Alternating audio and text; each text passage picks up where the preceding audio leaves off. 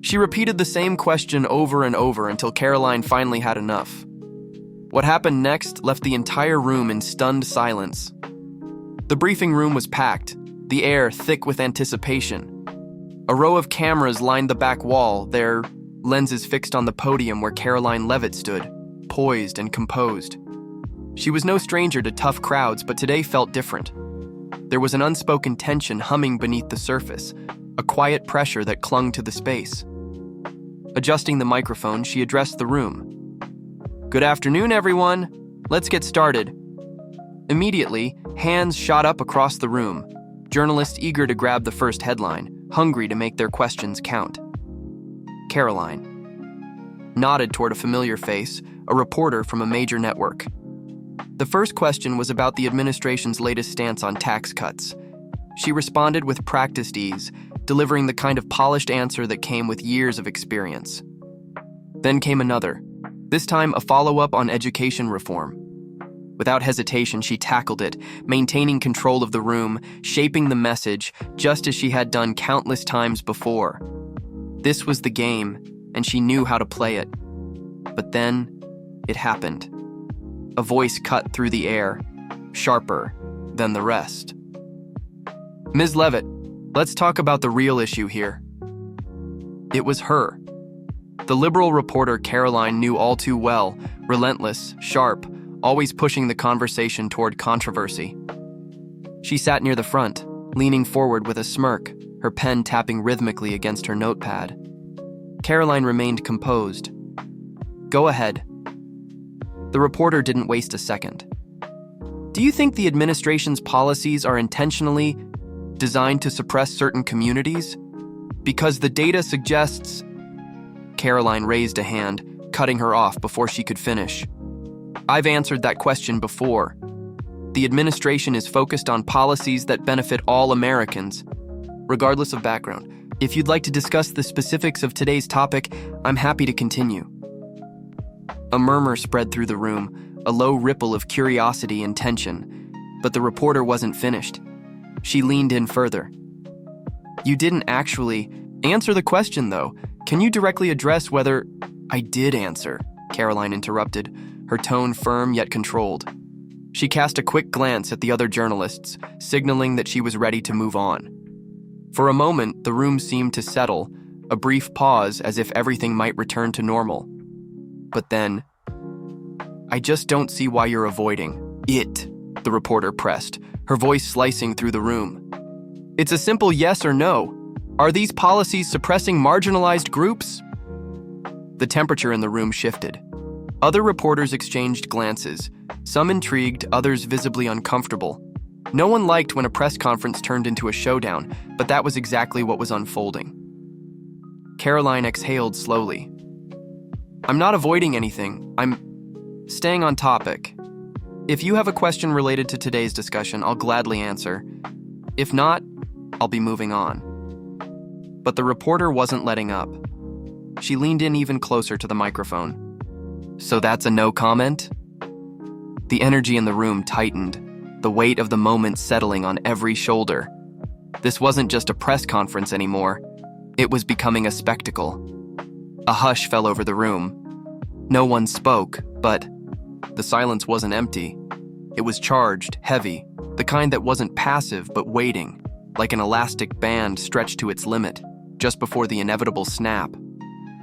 Karoline adjusted her stance, placing both hands on the podium.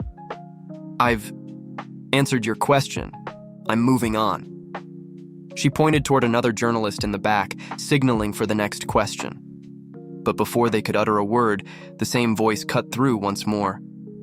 "Why is it so hard for you to give a straight answer?" A flicker of irritation crossed. Karoline's face remained composed. Almost. Not much changed. Just a brief tightening around her eyes, subtle but noticeable to those paying close attention. She wasn't new to this. She understood that reporters had a job to do, but there was a fine line between holding officials accountable and turning a press event into a personal spectacle. And right now, it was clear which one this was. A few cameras panned from Karoline to the reporter, capturing every shift in body language, every nuance that could be twisted into a headline. Karoline inhaled through her nose, steady and measured. I don't believe in wasting anyone's time. If you have a new question, I'll answer it. Otherwise, I'd like to give others a chance. The reporter smirked. Sure. New question. Why is this administration so afraid of transparency? A few quiet gasps rippled through the room. Some reporters scribbled furiously, sensing the moment escalating into something bigger. Karoline blinked once. Slow, deliberate. The only sign that the remark had landed. Her fingers tightened around the podium for just a second before she let go, exhaling slightly. Then, she smiled. But not the warm, diplomatic kind. This was different. A smile that carried a message. I see exactly what you're trying to do. She let the silence stretch before finally responding. Transparency? That's exactly what this administration stands for. But what you're doing isn't about transparency. It's about theatrics. The words hung in the air, sharp and deliberate. For the first time, the reporter's smirk faltered, just a little. From the back of the room, another journalist cleared his throat. Karoline, if I could... But once again, the same voice cut through. So, you're dismissing valid concerns as theatrics? The American people deserve real answers. The cameras caught everything. The slight tilt of Karoline's head, the way the other journalists shifted in their seats, some visibly frustrated that the briefing had been hijacked. A veteran journalist, someone who had covered politics for decades, leaned back and muttered to a colleague, "This isn't journalism, this is performance art." But the reporter didn't care. She knew exactly what she was doing. The longer she dragged this out, the more likely it was to go viral. A confrontation like this? It was gold for social media. Karoline saw it too. She had a choice: engage and give the moment more oxygen, or shut it down entirely. Exhaling slowly, she let her gaze shift toward security at the side of the room. She didn't need to say a word. The subtle glance was enough. The atmosphere thickened. Everyone in the room understood what that meant. This wasn't just a heated exchange anymore. It was about to escalate. The silence that followed wasn't empty. It was charged. Heavy. Some journalists avoided eye contact. Others gripped their pens just a little tighter. They weren't just watching. They were waiting. The reporter, a woman in her mid-30s with sharp eyes and an unshakable posture, didn't flinch. She remained leaned forward, pen resting against her notepad, a quiet smirk lingering at the corner of her mouth. She wasn't here for answers. She was here to make a point. Karoline straightened. I'll say this one more time. If you have a relevant question, I'll answer it. But I'm not going to stand here and engage in bad faith arguments. The reporter chuckled softly, shaking her head. Bad faith, Karoline? I'm just doing my job. Isn't that what a free press is for? Karoline didn't blink. A free press is about holding people accountable. What you're doing is turning this into a spectacle. A few murmurs rippled through the room. Journalists exchanged glances. The shift was undeniable. This wasn't about policy anymore. It was about control. The reporter tapped her pen against the table once, sharp, deliberate. So, just to be clear, Karoline knew what was coming before she even said it. Are you refusing to answer because you can't, or because you don't want to? Silence. A few reporters inhaled sharply, bracing for what came next. Karoline exhaled, her voice steady. I am refusing to play a game. This press conference is not about you. The reporter's smirk faltered, just for a second. Then she leaned back in her seat, arms crossed. Right. Because expecting transparency is a game. This time, it wasn't just a murmur. A few journalists whispered to each other. Others exchanged quick glances. They were waiting, watching.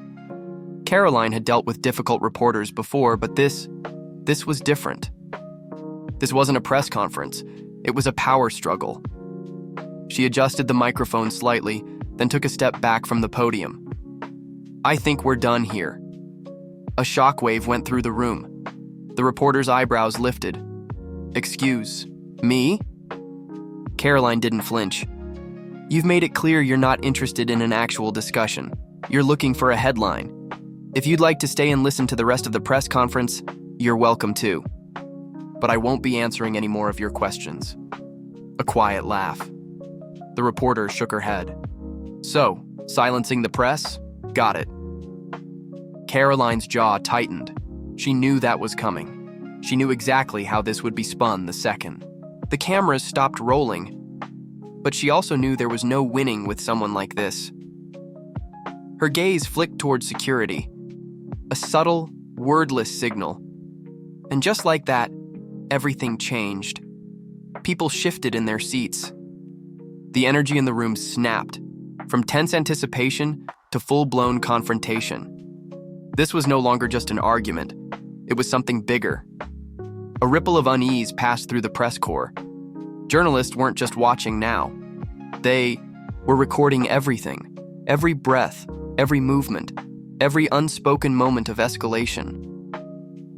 The hum of camera shutters filled the space, capturing the exact second Karoline glanced at security. The reporter noticed. Her smirk vanished. "You're seriously doing this?" Her voice was lower now, but sharp enough to slice through the room. Karoline didn't answer. A uniformed officer by the door took a slow step forward. He didn't need to speak. The meaning was clear. The reporter had two options: de-escalate or double down. She chose the latter. "This is unbelievable," she muttered, shaking her head. Then, louder, so the cameras would catch it. "So much for freedom of the press, huh?" Karoline remained still. "Freedom of the press doesn't mean hijacking a press conference." A dry laugh. The reporter glanced around the room, inviting the other journalists to agree with her. Some shifted uncomfortably. A few scribbled notes. No one spoke. The security officer took another step. For a split second, the reporter hesitated. She had a choice: stand her ground and force them to physically remove her, turning it into a viral moment, or walk out on her own terms and control the narrative another way. Karoline watched as the decision played out behind the woman's eyes. Then, slowly, the reporter reached for her notepad. She stood, adjusting the strap of her bag. "This is a disgrace," she muttered under her breath, just loud enough for the mics to pick up. Then, one final jab before turning toward the exit. "You can kick me out, but you can't silence the truth." Karoline didn't respond. The door closed behind the reporter. And just like that, it was over. Or at least, it should have been. The silence that followed was thick. No one sure what to do next. The cameras were still rolling. Some journalists kept their eyes down, pretending to scribble. A shuffle of notes. Some reporters just stared. Then, from the back of the room, "Karoline, do you think this was the right decision?" She turned toward the journalist who had spoken. "I think it was necessary," another voice. "You don't think this will backfire?" She knew it would. By the time she left this room, the internet would already be flooded with clips. She could see the headlines. Karoline Leavitt removes reporter for asking tough questions. Did it matter? She straightened. "We're here to have discussions, not disruptions. If anyone else has real questions, I'm happy to answer them." A beat of hesitation. Then, slowly, a hand went up. The press conference continued. But the real storm? It was just beginning. Within minutes, the footage would spread like wildfire. By the time Karoline stepped off the podium, her name was already trending. Her phone buzzed. Staff members hovered near the edge of the room, whispering in hushed tones, their faces tense as they glanced between their screens. And the door the reporter had walked out of minutes ago. She didn't need to check her notifications to know what was happening. The clip was spreading. Fast. As she walked down the hallway toward her office, one of her aides caught up, phone in hand. "It's already trending. Hashtag silencing the press is picking up steam." Karoline exhaled through her nose. "Of course it is." The aide hesitated. Major outlets are running with it. Some headlines are fair, just reporting what happened. But others, she trailed off, scrolling. Leavitt shuts down press freedom. Reporter escorted out for speaking truth to power. Karoline stopped walking. Speaking truth, she repeated, half a laugh, half a scoff. She wasn't speaking truth. She was performing. The aide nodded. Doesn't matter. That's not how it's being framed. Karoline had known this was coming the moment she locked eyes with security. It was almost predictable now. Clip the tension, cut the context, slap on a dramatic headline, and let the outrage machine take over. Still, as frustrating as it was, she wasn't about to panic. She'd been in politics long enough to know that narratives could shift. "What about our base?" she asked, pushing open the door to her office. The aide followed her in. "They're backing you. Conservative commentators are calling it a win, saying you handled it with professionalism. The usual names are defending you." Karoline nodded. "And the White House? They're distancing themselves, but they're not condemning you. Yet." That last word hung in the air. Karoline leaned against her desk, arms crossed. "And her?" The aide didn't need to ask who she meant. She scrolled, eyes flicking over the screen. "She's leaning into it." Already did a live interview, calling it a chilling moment for press freedom. "She's getting booked on every major network." Of course she was. Karoline tilted her head back, staring at the ceiling for a brief second before pushing off the desk. "She wanted this," she muttered, "and we just gave it to her." The aide bit her lip. "So? What's the play here?" Karoline didn't answer right away. She walked to the window, looking down at the street below. Reporters were already gathering outside, waiting for her next move. She knew she had a choice. Stay quiet and let the moment run its course, or get ahead of it before the narrative hardened. Her jaw tightened. The fight wasn't over. If anything, it was just beginning. Outside, the noise was growing. Reporters, huddled on the sidewalk, cameras angled toward the entrance, waiting for a statement. Inside, Karoline remained still, hands resting on her desk as her aides scrolled through an endless stream of headlines. "They're split," one aide said finally. "Some are calling it justified, saying you handled an unprofessional disruption the way any press secretary should. Others..." She hesitated, then sighed. "They're painting it as an attack on democracy." Karoline smirked, shaking her head. "An attack on democracy," she repeated, "for removing a reporter who refused to follow the rules." The aide didn't respond. They both knew the truth didn't matter, not in the fast-moving world of digital outrage. Another aide stepped in, holding up his phone. She just posted her full statement. Karoline took a deep breath. "Let's hear it." He read from the screen. "Today, I was removed from a press conference for doing my job, asking tough questions. This administration claims to value transparency, but when faced with real scrutiny, they silence the press.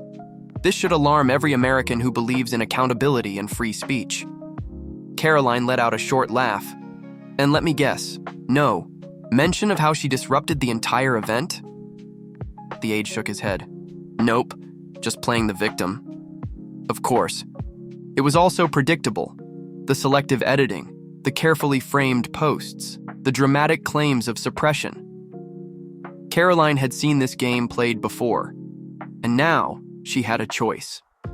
Her first instinct was to go on offense, call a press briefing, lay out exactly what had happened, remind the public that removing a disruptive journalist was not the same as silencing the press. But she knew how that would play out. The moment she engaged, the cycle would keep spinning. Outside, the crowd of journalists had only grown, their cameras trained on the entrance, waiting for a response, waiting for the next act in the spectacle. Karoline glanced at the screen again. The video was spreading fast, racking up shares and reactions. Some called it proof of her fairness. Others doubled down, insisting it was a calculated power move to suppress dissent. A knock at the door. One of her senior advisors stepped in, expression unreadable. "The White House just issued a statement." Karoline straightened. "And?" The advisor hesitated. They're keeping their distance, saying they support a free press but also that decorum must be maintained in official briefings. A neutral stance, carefully worded to avoid fully backing either side. They're leaving you out in the cold, the aide added. Karoline exhaled slowly. She wasn't surprised. The administration had no interest in getting tangled in a media firestorm over a single reporter, but they also wouldn't risk alienating the press corps. Doesn't matter, she said, finally standing. We stay the course. No more statements, no media appearances. Let the footage do the talking. Her aide nodded, but Karoline could still feel the weight of the moment pressing. Down. This wasn't just about one press conference. It was about control of the narrative of the moment. And she wasn't about to let it slip away. Karoline crossed her arms, watching as the panelists continued dissecting the moment, their tone firm but approving. This was the counterweight she needed. It wouldn't silence the outrage, but it would ensure her side of the story wasn't drowned out.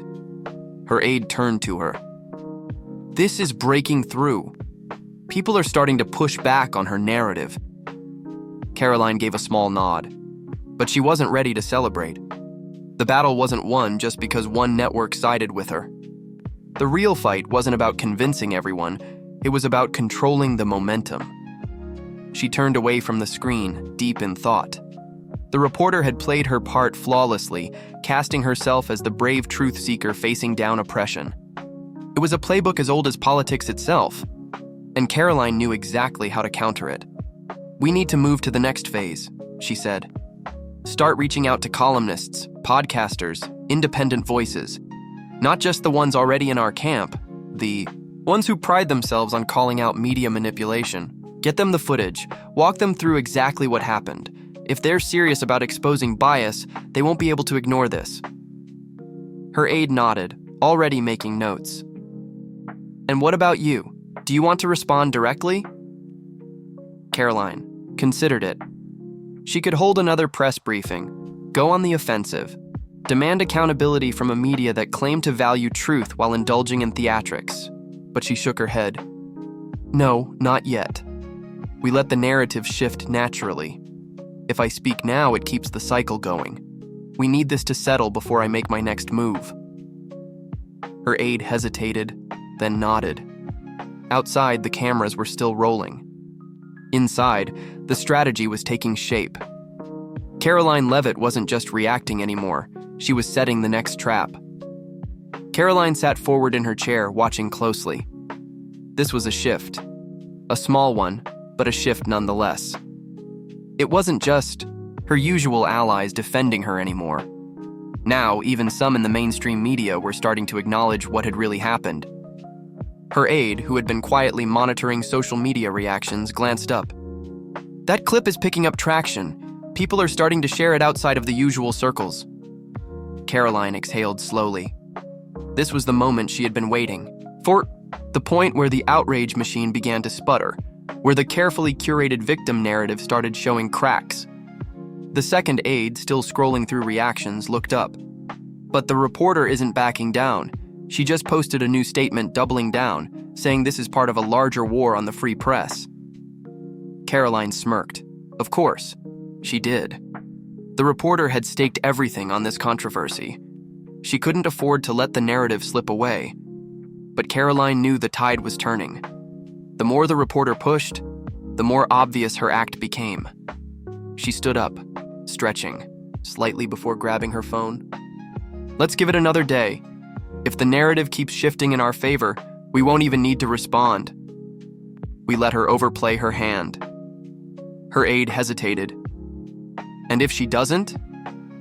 Karoline smiled, already thinking 10 steps ahead. Then we make our move, but on our terms.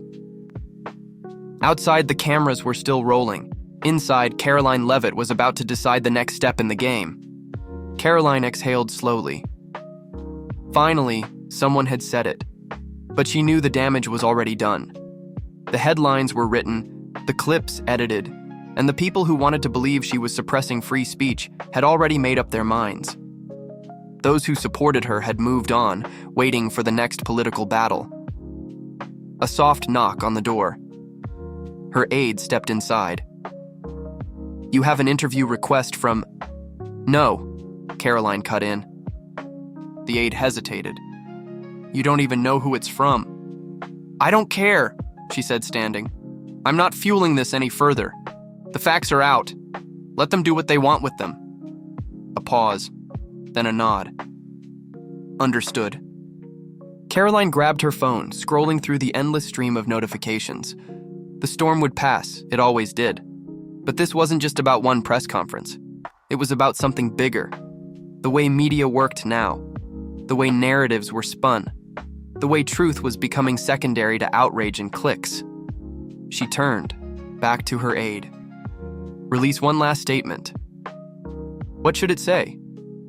Karoline thought for a moment, then smiled. 4 words. The aide waited. "Watch the full video." Because at the end of the day, that was all that mattered. The truth. Whether people wanted to see it or not. In an era where clicks outweigh context, the line between journalism and activism is blurrier than ever. The real question isn't whether Karoline was right or wrong. It's whether we, as a society, still value truth enough to recognize when we're being manipulated. What do you think? Let's hear it in the comments below. And if you want more content like this, hit that subscribe button.